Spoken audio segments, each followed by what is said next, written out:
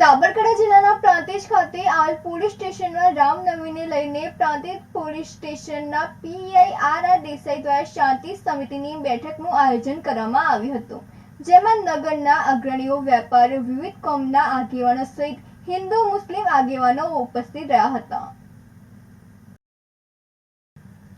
પ્રાંતિજ ખાતે દર વર્ષની જેમ આ વર્ષે પણ આવનાર રામનવમીના તહેવારને લઈને પ્રાંતિજ પોલીસ સ્ટેશનના પીઆઈ આર દેસાઈની અધ્યક્ષતામાં શાંતિ સમિતિની બેઠક પોલીસ સ્ટેશન ખાતે યોજાઈ હતી, જેમાં નગરપાલિકા પૂર્વ પ્રમુખ ભરતભાઈ સોલંકી, નિત્યાનંદભાઈ બ્રહ્મભટ્ટ, કાંતિભાઈ પ્રજાપતિ, નયનભાઈ દેસાઈ, શહીદભાઈ ભાણાવાલા, તાહિરભાઈ, પરેશભાઈ જોશી, કોંગ્રેસ તાલુકા પ્રમુખ રામસિંહ પરમાર, કોંગ્રેસ શહેર પ્રમુખ સંજયભાઈ પટેલ, મેહુલભાઈ પટેલ સહિત વેપારીઓ તથા હિન્દુ મુસ્લિમ આગેવાનો સહિત લોકો ઉપસ્થિત રહ્યા હતા અને શાંતિ અને એકતા જળવાઈ રહે તે માટેની પ્રાર્થના કરી હતી. ત્યારે આવનાર રામનવમીના તહેવાર શાંતિ અને સલામત રીતે ઉજવાય તે માટે ઉપસ્થિત સૌ કોઈ દ્વારા ખાતરી આપી હતી. રમેશ મિસ્ત્રી સાથે નંદિની જોશી, સિટી ન્યૂઝ પ્રાંતિજ.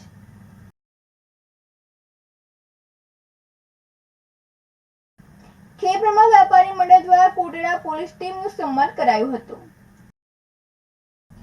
કોટડામાં 8.50 લાખની લૂંટ થઈ હતી, જે કોટડા પોલીસે આરોપીને ઝડપી પાડી જેલના સળિયા પાછળ ધકેલી દેતા કોટડા પોલીસે 3.80 લાખ રિકવર કરતા સરાહનીય કામગીરી કરતા ખેડબ્રહ્મા વેપારી મંડળ દ્વારા સાંજે હોટલ દ્વારકાધીશ ખાતે કોટડા પીએસઆઈ રામપુર મીના સહિત પોલીસ ટીમ તેમજ ખેડબ્રહ્મા પીઆઈ ડીઆર પઢેરિયા અને ખેડબ્રહ્મા વેપારી મહામંડળ દ્વારા શ્રીફળ શાલ ઓઢાડીને સન્માન કરાયું હતું.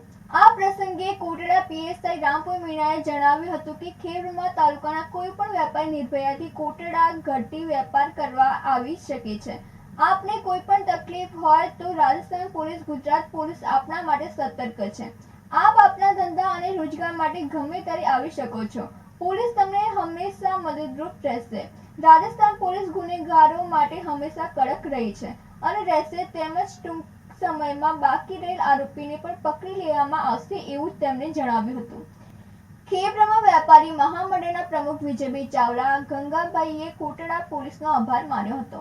આ પ્રસંગે વેપારી મહામંડળના દિલીપભાઈ મહેતા, સંકેત દોશી, બાબુભાઈ પરમાર, દિયાભાઈ મહેતા, શૈલેષભાઈ, અરવિંદભાઈ ઠક્કર, સુવિન મહેતા વગેરે ઉપસ્થિત રહ્યા હતા. આબિદપુરા સાથે નંદિની જોશી, સિટી ન્યૂઝ ખેડબ્રહ્મા. ભાભરના એક માલતીબેન મહિલા અને 3 ઇસમોએ મળીને હની ટ્રેપ કરતા 4 વિરુદ્ધ ફરિયાદ નોંધાઈ હતી. કાંકરેજ તાલુકાના માંડલાના રહીશ વિદ્યા સહાયકને ફસાવી ₹1 લાખની માંગણી કરી ભાભરના એક વિસ્તારમાં રહેતી બહુ ચર્ચિત પરિણીત મહિલા માલતીબેને એક યુવકને મોબાઈલ ઉપર કામણ કરતા યુવકને આ માલતીબેન નામની મહિલાની ચુંગાલમાં ફસાવાનો વારો આવ્યો હતો. ભાભર પોલીસ સ્ટેશને ફરિયાદી ચૌધરી સચિનભાઈ ભગવાનભાઈ, ઉંમર વર્ષ 25, જે રાધનપુર તાલુકામાં કરાર આધારિત વિદ્યા સહાયક તરીકે ફરજ બજાવે છે.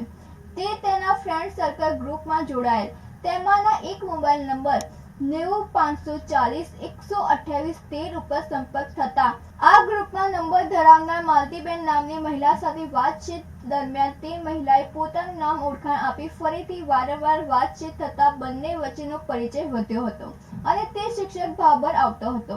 તે દરમિયાન આ માલતીબેન મહિલાને ફોન કરતો હતો. આ માલતીબેન મહિલા તેના ઘરે શિક્ષકને બોલાવતી અને તે શિક્ષક તેમના ઘરે મળવા માટે જતો હતો. ત્યારે ગત તારીખ 2/4/2025 રોજ આ શિક્ષક સવારના રાધનપુર હાજર હતો. ત્યારે શિક્ષકના મોબાઈલ ઉપર આશરે સવારે 9:40 સમયે અજાણ્યા મોબાઈલ નંબર 9924374479 દ્વારા કોલ આવતા સામેથી શિક્ષકને કહેલ, તમે ભાભરથી શાકભાજીવાળા બોલો, તો શિક્ષકે રોંગ નંબર કહીને ફોન કાપી દીધો હતો. ત્યારબાદ ભોગ બનનાર યુવકે તેની પરિચિત માલતીબેન મહિલાને ફોન કરેલ હોય. ત્યારબાદ આરોપી માલતીબેન મહિલાએ ભોગ બનનાર શિક્ષકને ફોન કરીને જણાવેલ કે ભાભર તેના ઘરે એકલી હોય અને ભાભર આવવા જણાવેલ. તેથી ફરિયાદી તેના મોટરસાયકલ ઉપર ભાભર આવી તેની પરિચિત માલતીબેન મહિલાને ઘરે જઈને આ શિક્ષકને મહિલાએ તેના ઘરના ઉપરના માળી રૂમમાં લઈ જઈ વાતચીત કરી શારીરિક અડપલા કરી શિક્ષકના કપડાં કઢાવી રાખ્યા હતા. તે દરમિયાન રૂમના ખુલ્લા દરવાજામાંથી 3 યુવાને શિક્ષક સાથે ઝપાઝપી કરી શૂટિંગ કરી માલતીબેન મહિલા સાથેના ફોટા વાયરલ કરવાની ધમકી આપી 1 લાખ રૂપિયાની માંગણી કરતા આ શિક્ષકે ભાભર પોલીસ સ્ટેશને એક મહિલા માલતીબેન સહિત કાદર અહેમદ મીર રહેઠાણ ઉચ્ચસણ તાલુકો સુઈગામ, વિક્રમસિંહ ભરતસિંહ રાઠોડ રહેઠાણ ભાભર જૂના, ભરતસિંહ ભીખુબા રાઠોડ રહેઠાણ ભાભર જૂનાવાળા વિરુદ્ધ ફરિયાદ આપતા ભાભર પોલીસે ગુનો નોંધી આગળની કાર્યવાહી હાથ ધરી છે. ગિરીશ જોશી સાથે નંદિની જોશી, સિટી ન્યૂઝ ભાભર.